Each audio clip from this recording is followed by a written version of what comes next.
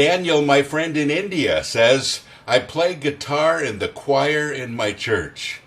Is it fine if I play secular music in my music class band? I have permission from my parents. You know, this whole idea of secular versus Christian music has been going on for a very long time, and it's changed a lot over the years. This argument was actually prevalent when some of the hymns entered the church, because they were written to barroom songs and with Christian lyrics, and there was a huge controversy over that. And now they're in our hymn books, and we sing them all the time. What is considered Christian music, and what is considered secular music?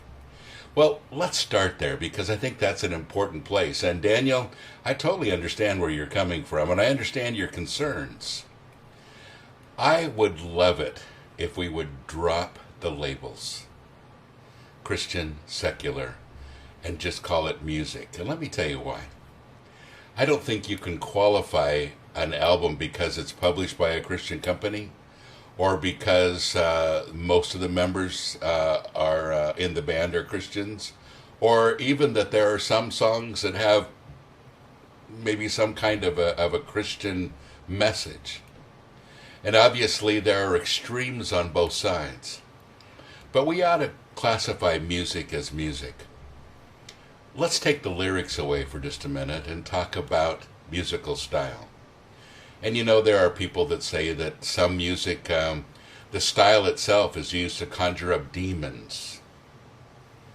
Some people say that, you know, that one style is more Christian than another.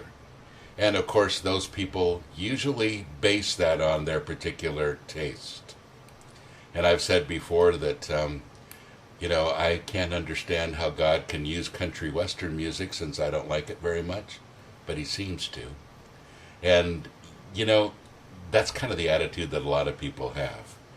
But besides our own taste and style, music is basically music, whatever style it is. And if we're going to talk about the New Testament church, we're going back to some music that everyone that listens to me right now would probably not enjoy. Very different from what we have today. So where does this term Christian music come from? And how do we choose a style that we say is Christian? Well, honestly, we can't. The only thing we can really judge in music is lyrical content.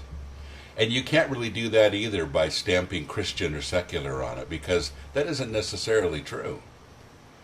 I remember when one popular band a few years ago did all Christian songs on their album, and then one of the songs was a love song to the singer's wife.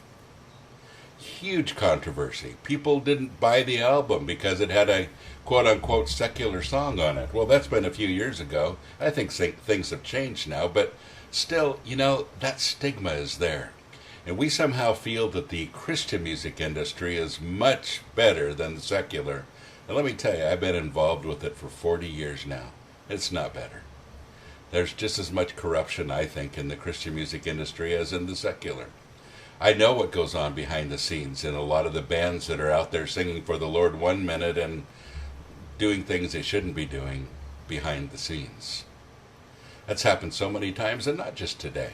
It's typical of a lot of gospel quartets, you know, in the 40s and 50s. You know, if you're looking for a style of music that's perfectly clean and perfect, you won't find one. What you really have to do is judge music according to lyrical content. And honestly, the rule of thumb that I've used is, does it match my lifestyle? Now, there are a lot of things that I can sing about that match my lifestyle. It's not all Jesus saves music, although I like that too. It's a little bit of everything. And I like everything from classical to death metal. Everything in between, except I'm not a huge fan of country western. But you know what I'm saying? I think you can find wonderful music in every genre. And people say, what kind of music do you like the best? And I always say I like music that's done well. You know, music that's not done very well is pretty bad in any genre. But if it's done well, you can almost listen to anything. And how do you judge music? By its lyrical content. Well, I like to sing about a lot of things. I listen to the Beach Boys and I sing about cars. You know, I listen to the Beatles and I sing about love and romance, etc., etc. You know what I'm saying. And there are Christian albums that just take me to the throne of God. I love them, and they really help me with worship.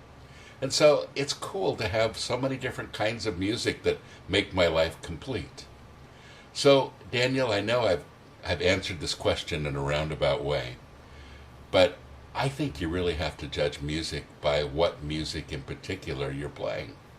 And even in your music class in school, I would say, you know, there's some music that would be great that isn't Christian, but there's some music because of the lyrical content that I wouldn't feel comfortable playing and you probably won't either. And I think that's where we have to take a stand. I hope that answers your question.